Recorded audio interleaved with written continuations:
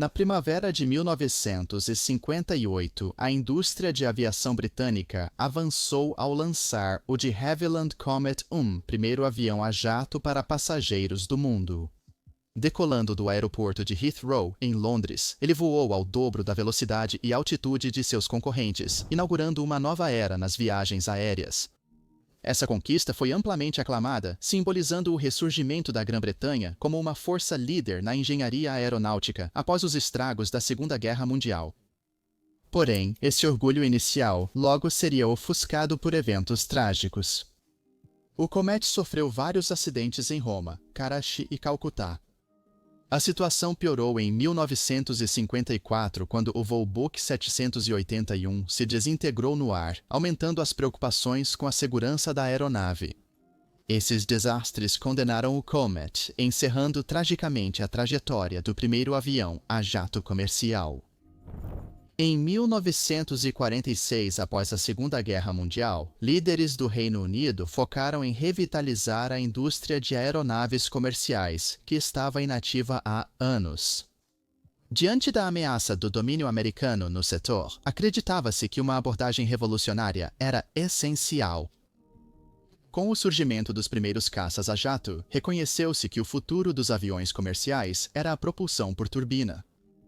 Até então, todas as aeronaves comerciais usavam motores a pistão, com mecânica similar à dos carros comuns.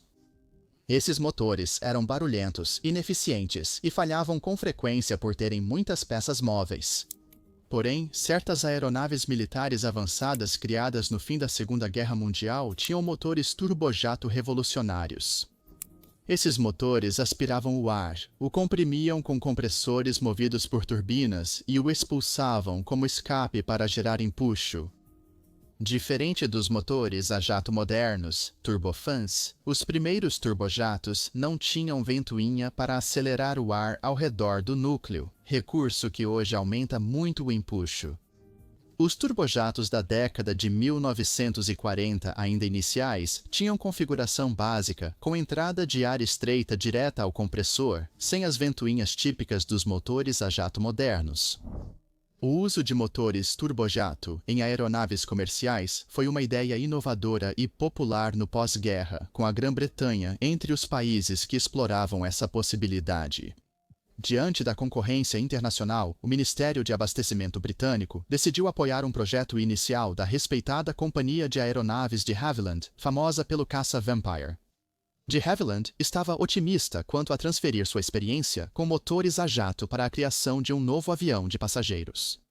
Os motores a jato prometiam cortar o tempo de voo pela metade, mas traziam muitos desafios de engenharia ainda não resolvidos.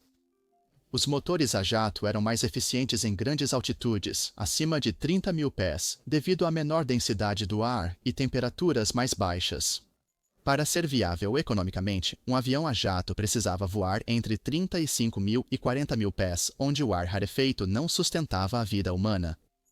A solução foi pressurizar a cabine da aeronave para manter uma atmosfera respirável, ideia já utilizada em alguns aviões com motor a pistão, como o Lockheed Constellation, que a Trans World Airlines operava desde 1945. Essas aeronaves normalmente voavam até 25 mil pés, e construir uma fuselagem que suportasse as condições desconhecidas a 40 mil pés era um desafio inédito. Entre 1946 e 1949, a equipe de engenharia da de Havilland desenvolveu o ambicioso Comet 1, um revolucionário avião a jato. Embora acomodasse só 36 a 44 passageiros, a cabine do Comet 1 era ampla para a época, permitindo grande reclinação dos assentos.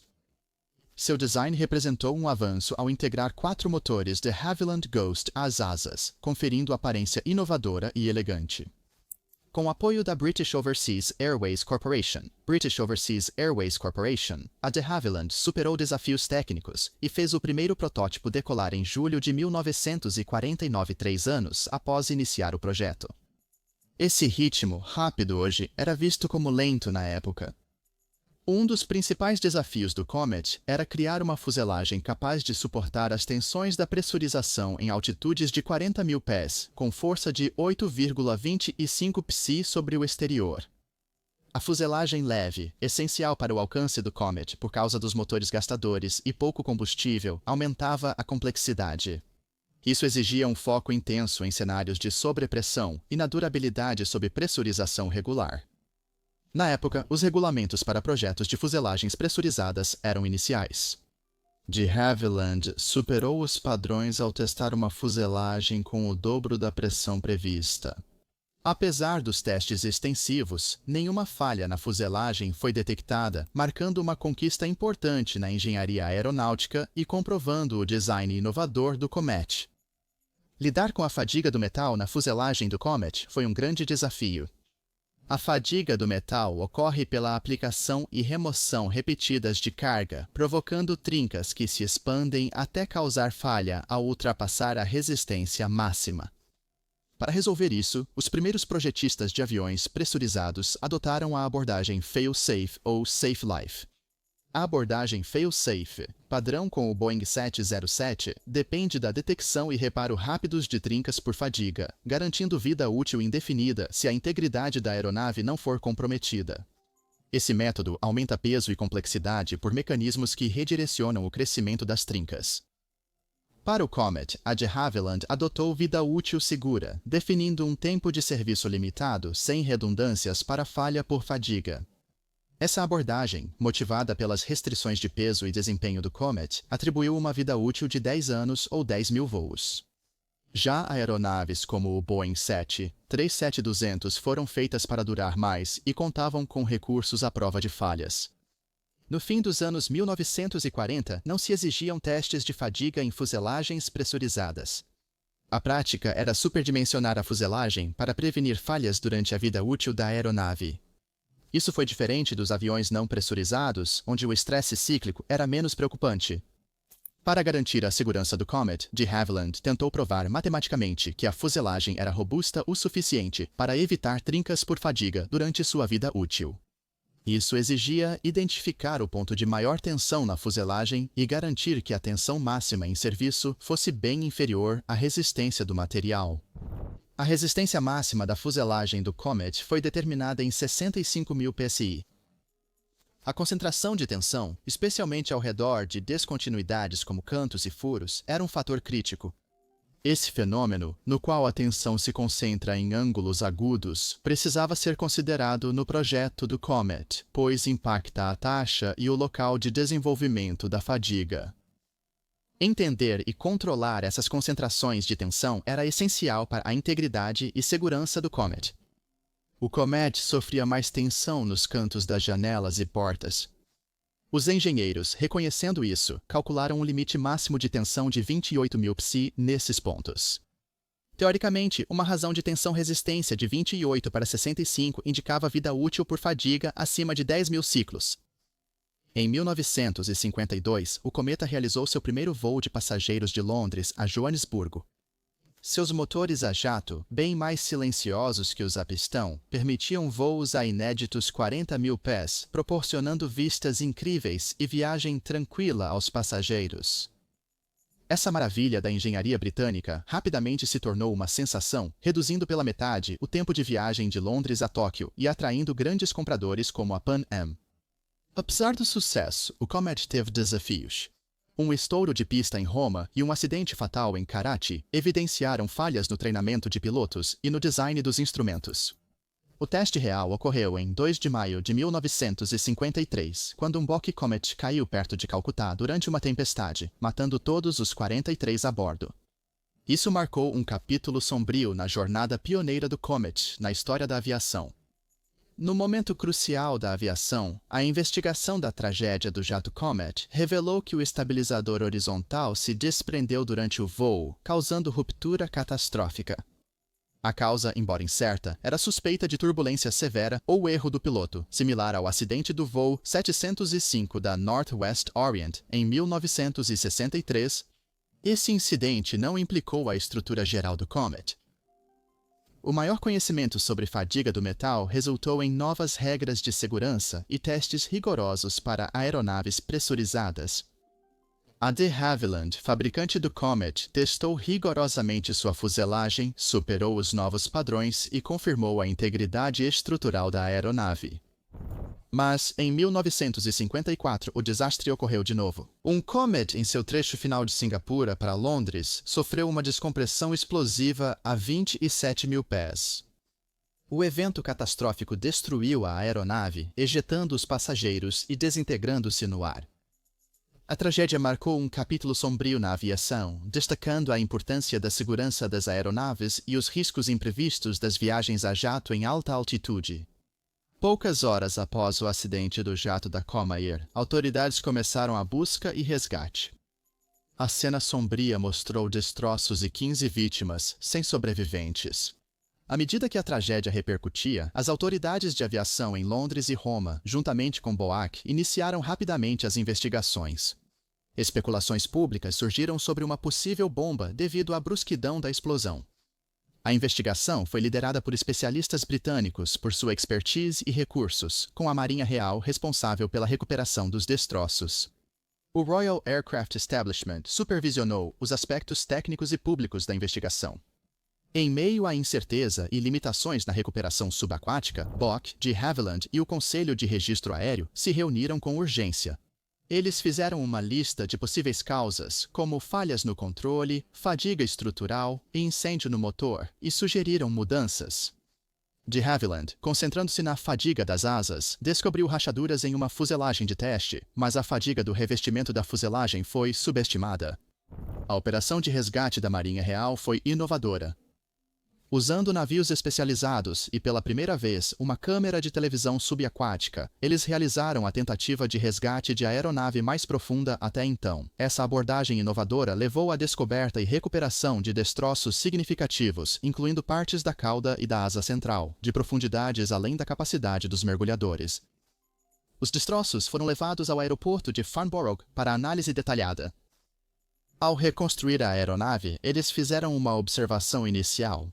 A cauda exibia marcas de impacto de objetos da cabine, indicando falha catastrófica na pressurização. Porém, sem evidências de explosão, sabotagem foi descartada e a causa segue um mistério. Enquanto isso, BOAC e de Havilland implementavam modificações de segurança discutidas em reuniões de emergência. Após esses ajustes, BOAC anunciou planos para retomar os voos, recebendo aprovação rápida das autoridades de aviação. O mistério aumentou. Outro cometa se desintegrou no ar sobre o Mar Tirreno apenas algumas semanas após o incidente anterior. O avião, a caminho de Roma para Cairo, desapareceu pouco depois de informar sua posição perto de Nápoles, deixando apenas destroços em chamas e uma trágica história de objetos pessoais e vítimas flutuando na superfície do mar. A busca atrasou com a divulgação das notícias e enfrentou desafios pela profundidade dos destroços, entre 950 e 1.060 metros, sendo uma tarefa difícil para a tecnologia de recuperação da época. Esse segundo desastre em poucas semanas destacou a urgência de solucionar o mistério do Comet, um quebra-cabeça ainda com peças cruciais faltando.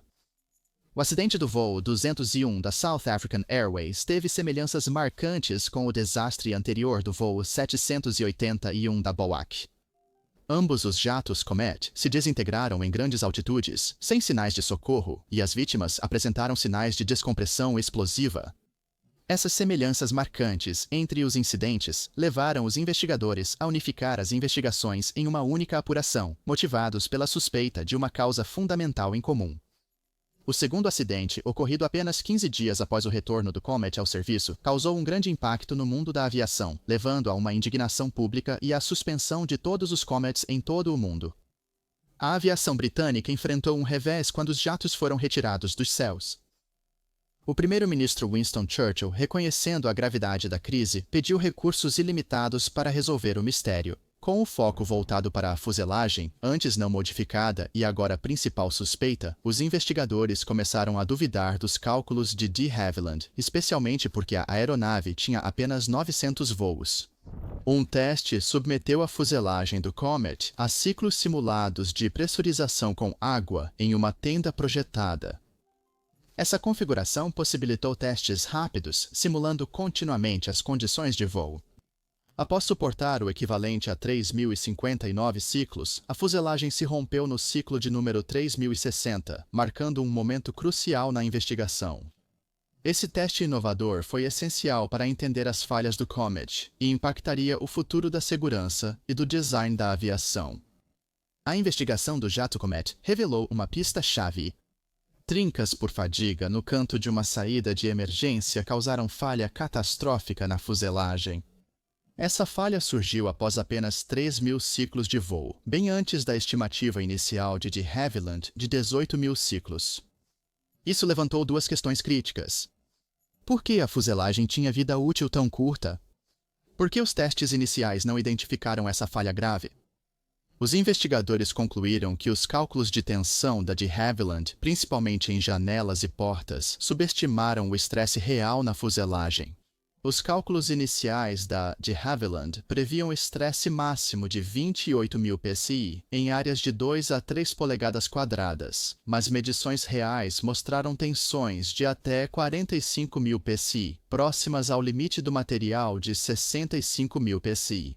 Esse erro de cálculo subestimou grosseiramente a vida útil por fadiga da fuselagem. Uma descoberta fundamental foi que a fuselagem de teste da de Havilland havia passado por um processo de encruamento devido aos testes de alta pressão, aumentando inadvertidamente sua vida útil por fadiga. Isso contrastava com os Comets de produção, que não receberam esse tratamento e eram mais suscetíveis à fadiga do metal.